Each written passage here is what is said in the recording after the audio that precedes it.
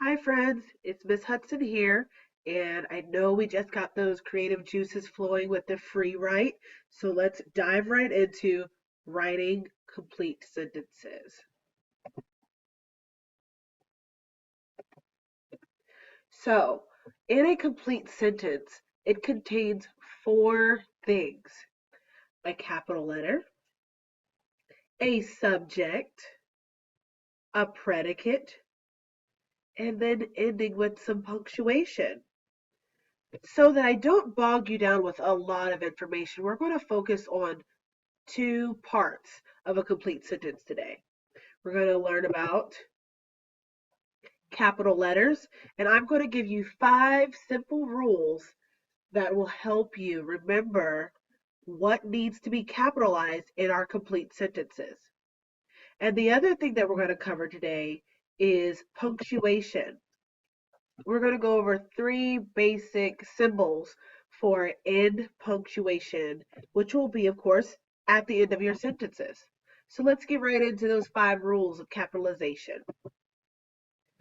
I like to remember what needs to be capitalizing in your sentences by capitalize your mints.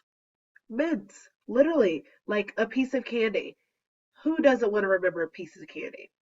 So the first thing is the letter M for months. Okay, the example that they use is my birthday is in November. That's not true because my birthday is in May. But either way, it's a month. So from January all through December, all of those months will be capitalized. But let's go a little bit further. What about the days of the week that are in the months? Those need to be capitalized too.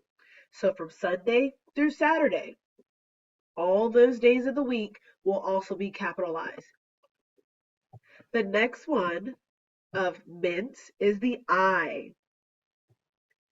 The I stands for the pronoun, the letter I. The example uses, I can't wait to open the presents I receive. So in the beginning and towards the end, they used the letter I as a pronoun to represent me. And I'm important. So we should definitely always capitalize the letter I. Also, if you use it in a contraction, like I'd, I'm, and I'll, you're going to want to capitalize that too. It still uses the pronoun I. The next letter is N, and that stands for names. So these names are of proper nouns. Proper nouns are specific people and places and things. I'll give you some examples. So a very important and specific person would be our principal, Mrs. Wheeler. Because she is a proper noun, we're going to capitalize the W of her last name. It's her name, right? So it has to be capitalized. An example of a specific place would be Richmond, Virginia. Richmond being the city, it's a place, and Virginia being the state, it's also a place. Both of those would need to be capitalized. And then the big category is things. Things make up a lot of things. So, some examples I have are PlayStations, Brontosaurus, and math. They all fit in the things category, but they're proper nouns because PlayStation is a brand. This is the way the brand spells it. You will always need to spell it that way with capital letters because they made it that way. And Brontosaurus, it's a specific name of a dinosaur. So, because it is a name of the dinosaur, it's the name of the thing. Dinosaur is a thing, Brontosaurus is the name. The same goes for math. Math is a thing because it's a subject, it's an idea. But the name of that subject is math, so we're going to have to capitalize it. Let's move along to T. T stands for titles. The example that we use here is I really enjoyed reading Fire Girl. Now, Fire Girl in this example is the name and title of a book. So if I wanted to use a book that we all have read, I got it. The World According to Humphrey. Whenever you're writing a book title, you need to have all of it capitalized. It's very important. It's the name of a book, the title. We also underline the title of the book so we know that all of that stays together. It was the exact name and title of the story.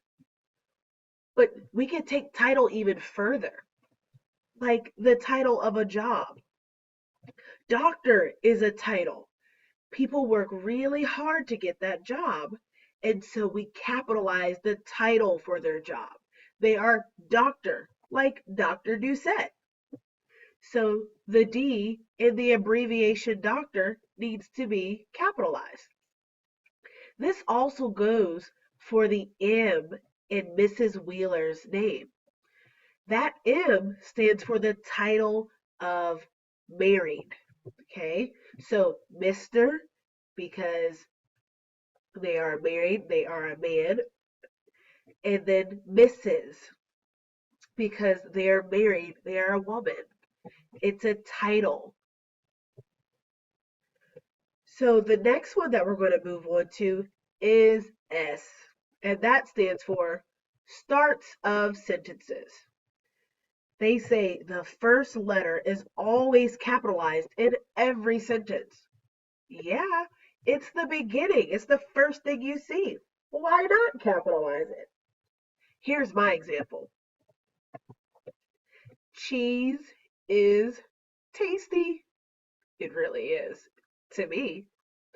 But anyway, the C in cheese is the start of our sentence, so it needs to be capitalized. But we can take it one step further. Hang on to your horses, okay? I told the class, please take your time. The I is the start of our sentence. And it's the pronoun, so it definitely needs to be capitalized. But if we keep looking, please take your time is a sentence I quoted. So inside the quotations, we always want to capitalize the first letter within these little marks called quotations. So remember, capitalize your mints, M-I-N-T-S. But I did say we were going to cover two parts of a complete sentence. This was capitalization. Let's move on to punctuation. Since we're just writing our sentences, I'd like to introduce you to my friend Period. He says, use a period at the end of a complete sentence to end a complete thought. His sentence examples are, I love books. Maybe I'll get to be in a book one day. He is telling us a complete thought. I love books. That's it. So we put a period to put a full stop to the end of that thought. His next thought says, maybe I'll get to be in a book one day. He's telling us what he thinks might happen. Telling us. Got it. That's the key word. So I'm going to put a full stop to that thought that he just told us. But if you have any more questions, I have just the friend for you. Question mark. Yeah, use a question mark only after a direct question. He says, what day is it? Is it Friday yet? Both of those sentences end in a question mark. That way, when the reader is looking at the sentence, they know the last word needs to have a little bit of upward inflection in your voice when you read it. What day is it? Is it Friday yet? A question mark lets us know that that sentence requires an answer. But if you want to show a little bit of excitement in your sentence, you want to end it with our friend exclamation point. It says use an exclamation point at the end of the sentence to show emotion and emphasis or surprise. The sentences they use are I'm ready for a wacky adventure. Woohoo! The exclamation points let us know that we are excited in these sentences. Or maybe the woohoo is kind of scared. Adventure. Woohoo! So, these three basic symbols can signal the end of our sentence, but you have to use them. Otherwise, the sentence might go on and on and on forever. If you're just telling us something, use a period. If you have a question to ask, use a question mark.